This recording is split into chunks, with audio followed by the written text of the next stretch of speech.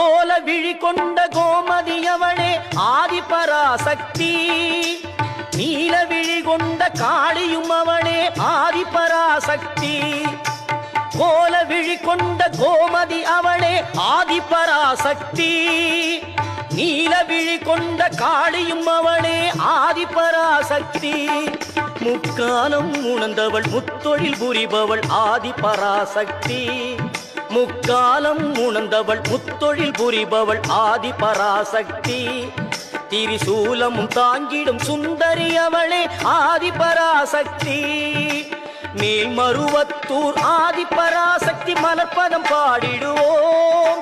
காலம் எல்லாம் நம்மை காத்திடும் தாய் அவள் கோவிலை நாடிடுவோம்.